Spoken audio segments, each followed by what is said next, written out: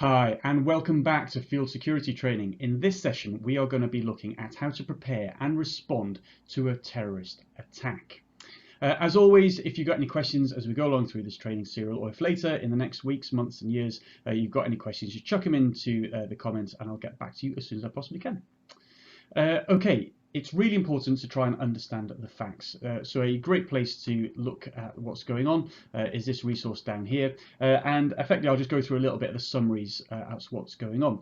So this is a chart from 2000 in terms of what the areas of most concern in what different countries of a terrorist threat. So you can see in there's places like Afghanistan, there's Iraq, there's Nigeria in the deep dark red, and then you can see the colours going down in terms of the reducing amount of threats. Other high areas we're talking about, Colombia over here, Mali, Burkina Faso, Libya, Egypt, Turkey, Syria, Pakistan, India, Somalia, Central African Republic, DRC, Mozambique, etc. So you can see from this the sort of where the particular sort of hotspots for terrorism currently are.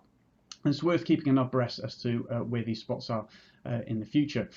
Also, it's worth noting that there has, thankfully, been a steady decline since the peak in about 2014 of terrorist incidents worldwide.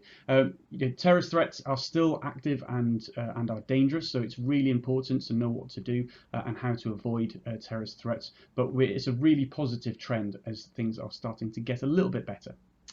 Of those threats, what are the sort of key sort of takeaways in terms of where those particular areas are?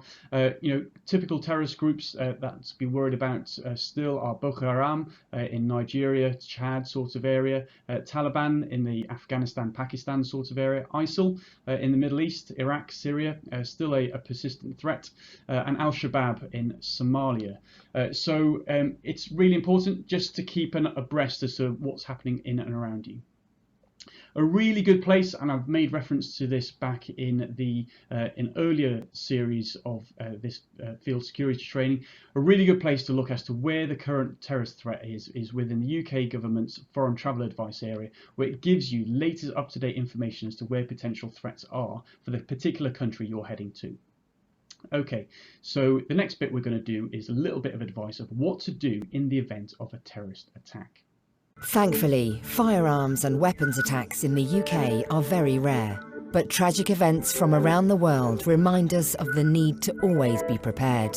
This film gives advice about what to do in the unlikely event of a firearms attack, either in your workplace or elsewhere. You should see this as an opportunity to plan how you would respond to such a threat and stay safe. Stay Safe is a film that's based on proven advice, and indeed it's already been seen by over 100,000 people across the country in training briefing sessions with the private sector. The threat level is currently set at the level severe. That means an attack is highly likely. Indeed, it's been at that level for over a year, and for that reason we've doubled our efforts, and for example we're making an arrest today. Everyone's aware of the terrorist challenges across the world, and there have been some awful attacks, and it's our view that this advice should be rolled out to the public, so in the tragic event that anyone gets caught up in a marauding firearms or weapons attack, they're better informed and have better advice to protect themselves.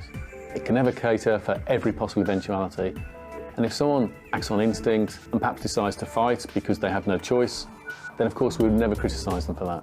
If you hear gunshots, the best option is to evacuate, but only do so if it won't put you in greater danger. First, consider your route. Act quickly and quietly, leaving your belongings behind. Insist others come with you, but don't let their indecision slow you down. Once you've identified a safe route, run. Consider your route as you leave. Will it place you in the line of fire? Is it safer to wait for the attacker to move away before you continue? If you can't move to safety, hide. When finding a hiding place, consider your exits and escape routes. Avoid dead ends and bottlenecks. Try to find places with reinforced walls. Try to lock yourself in a room and move away from the door. Be as quiet as possible. Switch your mobile phone to silent and switch off vibrate. Don't shout for help or do anything that will give away your hiding place.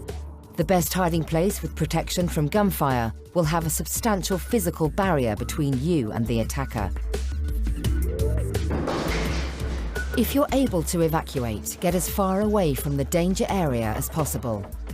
Try to stop others from entering, but only if this won't put you in danger. Call the police. Dial 999 and tell them clearly the location of you and the attackers, descriptions of the attackers, their clothing and weapons, information about casualties and building access. Include anything else you think is important. When the police arrive, they will be armed. They may be dressed differently depending on their function. Their first task will be to deal with the immediate threat to prevent further casualties. This may take a long time. Operate, stand still! Put your hands on your head! The police may be unable to distinguish you from the attacker. They may treat you firmly. Do everything they tell you to do. Don't make any sudden movements or gestures that may be perceived as a threat. Stay calm, don't shout or wave. Keep your hands visible at all times so they can see you are unarmed. The armed police may ask for details about the building, the attackers, hostages and casualties. Only once it's safe to do so will you be evacuated to safety. Firearms and weapons attacks are very rare. Having a plan will help you stay safe and could save your life.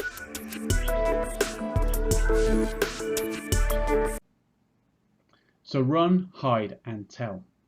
So let's work through a scenario. Imagine you're in this lounge here and then all of a sudden, gunfire. What do? The first thing to do is to understand the situation and your surroundings. So how do you do that? Where are the windows? Where can you be seen? Can you be seen by those people who are trying to cause you harm?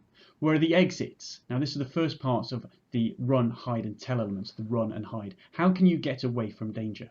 Is there anyone else hurt? Can you hear screaming or panic or noise? This is important to see whether you can work out the direction the threat's coming from.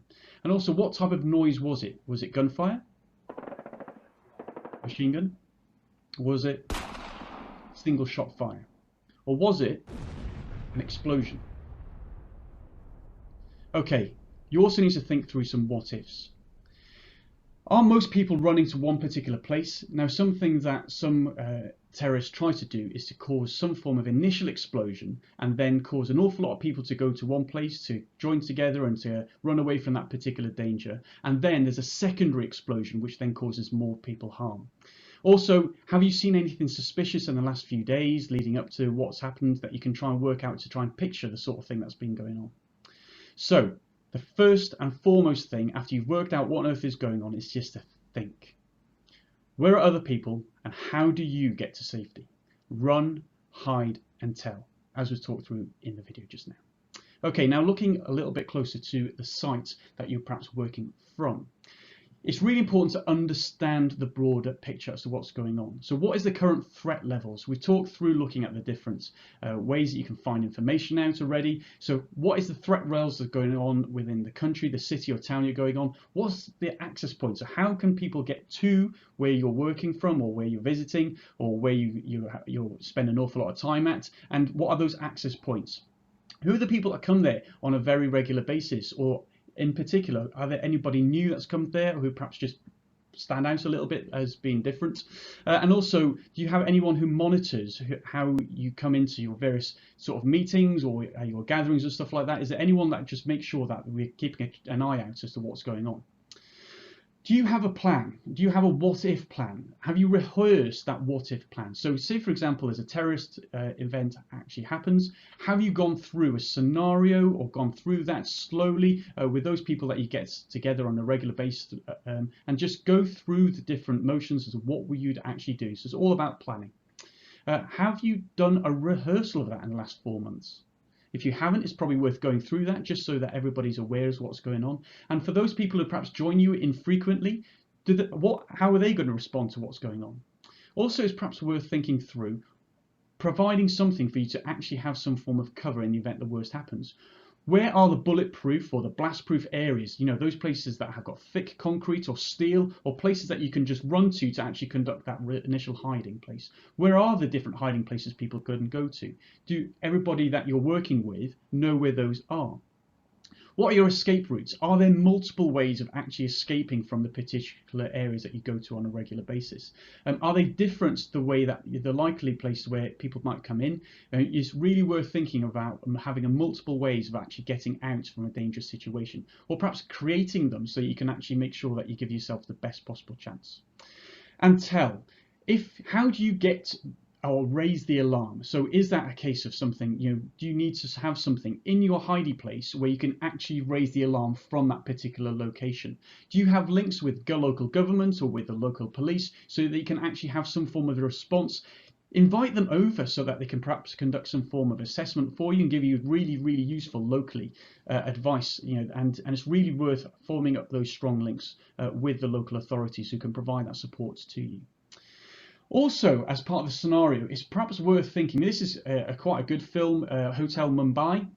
This is a terrorist incident that happened a number of years ago that's been turned into a film, a really quite well put together film. It's worth watching this film together in your groups, and then perhaps having a little bit of a conversation as you're going through this film, as to go like, right, okay, in this situation, what would we do? How would we make this situation easier and better for us? Really thinking through, what would you do? Another really, really helpful app. You can get this on your phone, you can see this on the internet, but I'd really recommend going to this site and downloading the Citizen Aid app. Now, it's really, really helpful. So if the menu's there you can see on the screen where effectively something happens. So say, for example, there's a shooter going on or a vehicle attack, or you see a suspicious item, you literally open the app, click the button, and it takes you through step by step actions of what you need to do. It's really worth familiarizing yourself with the app, and you perhaps just talk those through amongst groups as well. But in the event you're in a situation and it's all a bit panicky, you're not entirely sure what to do, you can get this app out and go, right, okay, I need to do this next.